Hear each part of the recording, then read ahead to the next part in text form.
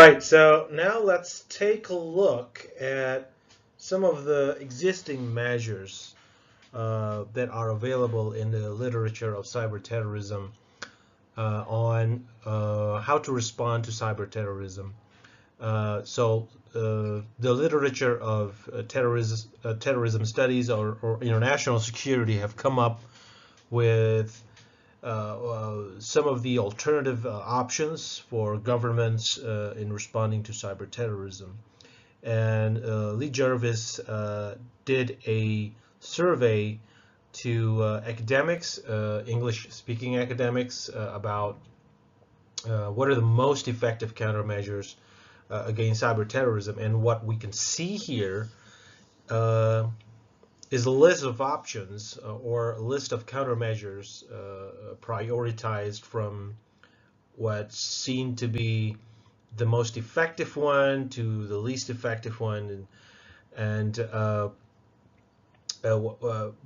what we can see here is that most of the policy measures or countermeasures that are that have been thought about to tackle cyberterrorism seem to differ very little with countermeasures that are available for cybersecurity problems in general. So when academics in the English-speaking world are asked what are the most effective countermeasures against cyberterrorism, their answer would first focus on building resilience or protection of critical infrastructure to protect the digital network and the data that is stored within it, not only from terrorists, but also from other illegitimate or what we call bad actors. This is what we call target hardening. Why is it called target hardening? So it's because all digital networks and data storage are basically targets of hackers, cyber criminals, as well as terrorists. When bad actors are operating in cyberspace, what they target is data. They want to steal data, they want to corrupt data, manipulate data, and they want to change the access to that data. So they want to block access to the data by applying malware and other methods. So here the differentiation between terrorists and other bad actors like hackers and other cyber criminals is in its intention or motivation. Terrorists have intention or motivation to create sudden political and social disruptions through the introduction of fear. The same motivation is not present in general cyber criminals or hackers. They simply want to make profit out of their actions instead of instilling fear or creating sudden political or social disruptions. The second most important is training and education, or educating the public and policymakers of the real possibility that the cyberspace and the digital network are exploited by known terrorist organizations for their goals. Of course, the training and education that we are talking about, in the context of cyberterrorism, must be aware of the most recent adaptations of terrorist organizations in terms of using the cyberspace or leveraging the digital technology in pursuit of their goals. And so trainers and educators must be fully abreast about the most contemporary development or transformation of known terrorist organizations. And I should emphasize here on the on the known terrorist organizations, because there may be other violent or armed non-state groups in the country that are not designated as terrorist actors or terrorist organizations for some political reason. And so educators, trainers, the government must be clear about what they designate as terrorist organizations, individuals as well as organizations that are designated as terrorists and therefore uh, exempted from freely accessing the cyberspace.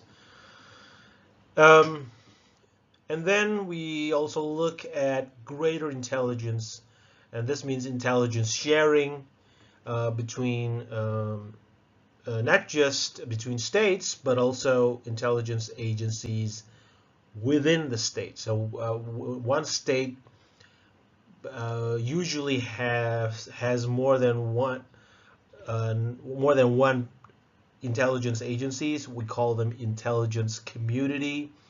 It's a bunch of agencies within the government that have a portfolio of intelligence gathering and analyses.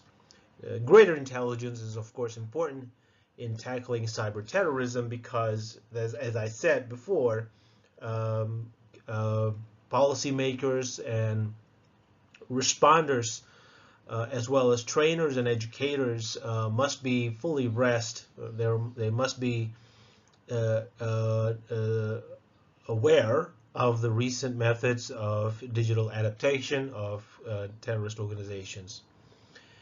And then we are also looking at other countermeasures like international cooperation.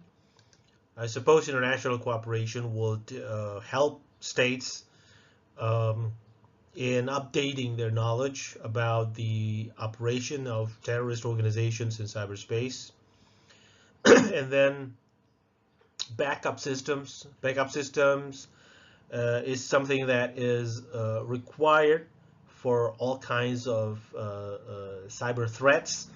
Cyber threats usually target databases, and so when databases are hacked or locked out by ransomware or malware, uh, governments and other data management agencies must have a backup system to ensure that services can still be provided shortly after the attack took down the system.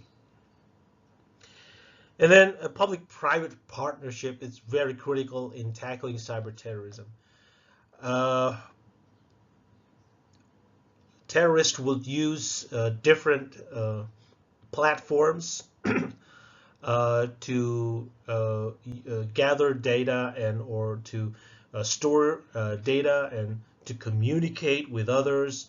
Platforms are myriad. There are multiple different platforms that can help terrorists communicate in cyberspace or exchange data or perhaps facilitate their fundraising, uh, although it may not facilitate them to conduct cyber attack, but still platforms are plenty, and not all of them are managed thoroughly by their administrators.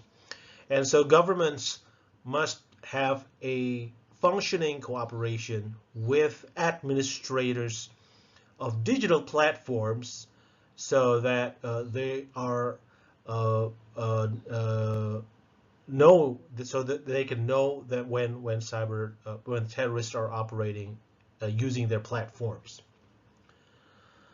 Um, of course, tackling the root causes of terrorism would uh, rank pretty high, at least in the middle here, because at the end of the day, terrorists will still probably use the cyberspace for their own propaganda, and the most effective way for responding to them is to make the public aware of this propaganda and not to buy this propaganda and critical to be critical to it.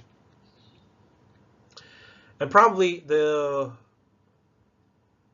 another important point in countermeasures here is international law and norms. It ranked pretty low in the list. It seems that we have skepticism among uh, the survey participants that there could actually be an international law or norms that govern state behavior in cyberspace in terms of responding to cyber terrorism or cyber activities of terrorists. Um, Norms are non-binding, laws are legally binding, so it seems that the world can at least start with the common principles in responding to cyber terrorism, which we will discuss in the next section.